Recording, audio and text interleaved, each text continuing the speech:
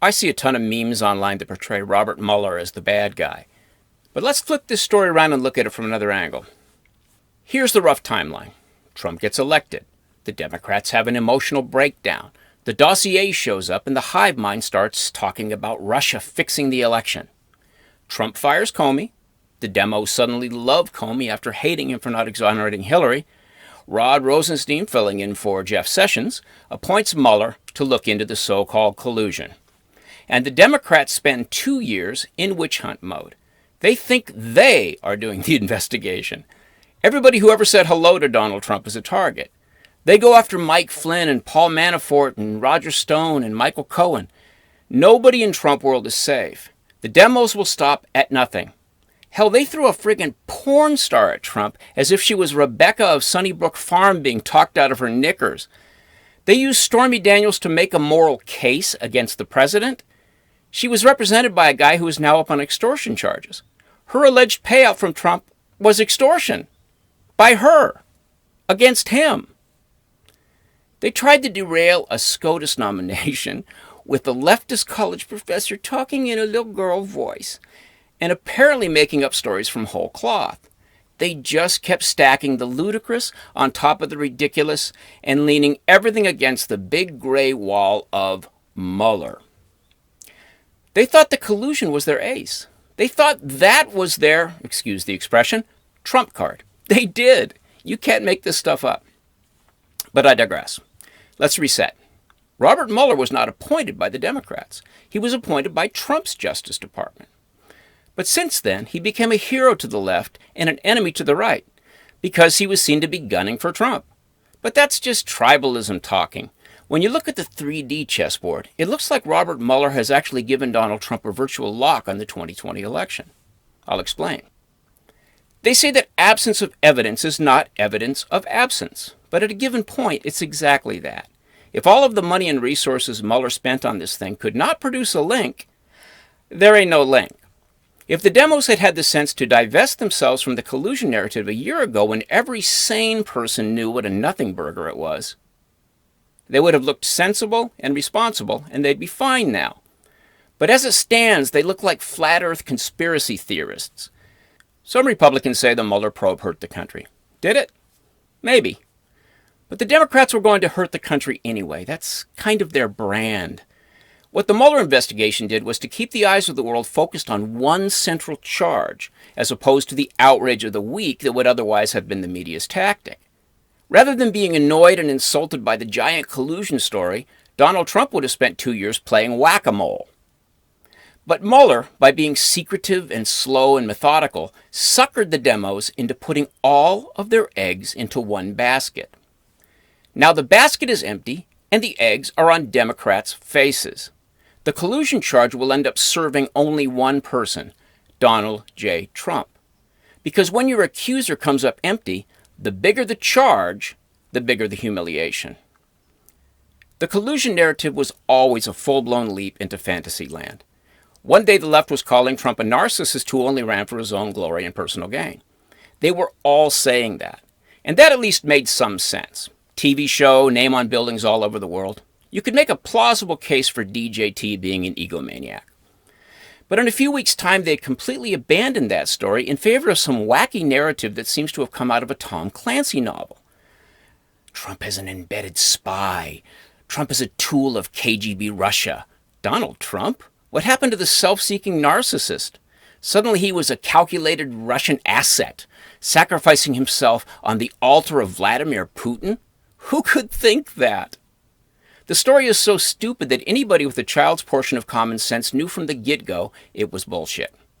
Yet, every day for 22 months, the progressives locked onto it like a pit bull with a tire swing. They bet everything on one story, and the one story was the most ludicrous story of them all. Okay, analogy time. Imagine that you sold a house and the buyer had regrets. It was a fair sale, but the buyer started trying to weasel out. Nothing about the house is really wrong, so in desperation they just blurt out, "This house is haunted!" And they stick to that story and double down on it. So the finance company appoints a paranormal investigator to get to the bottom of things. What would be best for you, the seller? Do you want the investigator to shine a flashlight around for half an hour and say, "This is stupid, there's no such thing as ghosts"? Or do you want him to look into every corner, set up infrared cameras, interview past owners, have midnight seances, and absolutely eliminate the idea that the house is haunted? That's what you want. An exhaustive report that not only proves you right, but proves the buyer to be either a lunatic or a fraud. Or in this case, both. Mueller seems to have really tried to connect Trump to Putin. That's good. That shows impartiality. And it proves beyond a shadow of a doubt that there is no connection.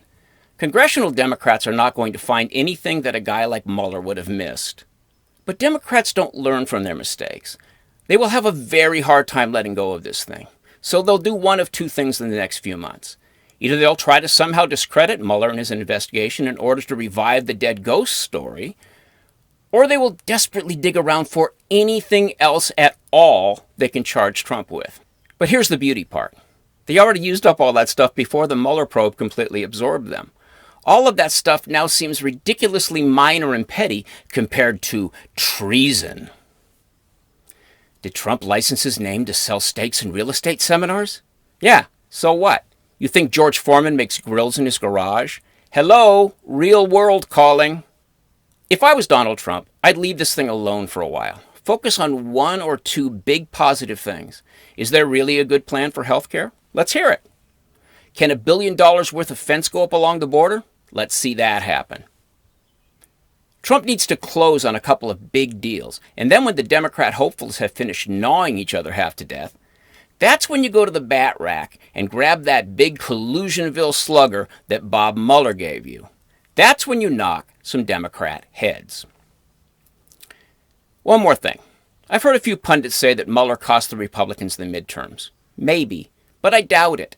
Every Democratic congressional candidate was seen as an opportunity to screw Trump. There's no way that demos were going to sit this one out.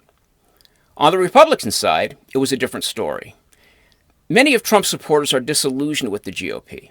Conservatives were divided, and the president wasn't on the ballot to bring out his base. There was never going to be a great turnout on the right. Losing the House was to be expected. And because the Democrats were so often cloud cuckoo land waiting for Mueller to deliver the kill shot, they let any intersectional wingnut get elected. They handed us at least two gifts that will just keep giving. Two young women who can't stop putting their feet in their mouths. And the presidential hopefuls don't know which way to jump.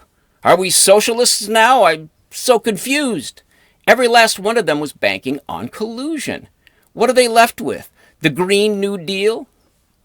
Right now, the polls favor Joe Biden. You know, the old white guy who's not a socialist. And he hasn't even declared. So now they have to Me Too him out of existence or give up on the female president of color thing. Oh, it's a mess for them. The Democratic Party is now also divided because the collusion delusion made them take their eyes off the ball. No, Republicans were never going to show up in big numbers in 2018. But they will in 2020.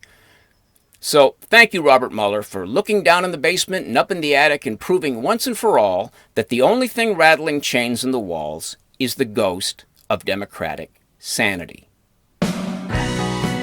Thanks for watching. If you like this video, subscribe to our channel and then click the little bell to get notifications.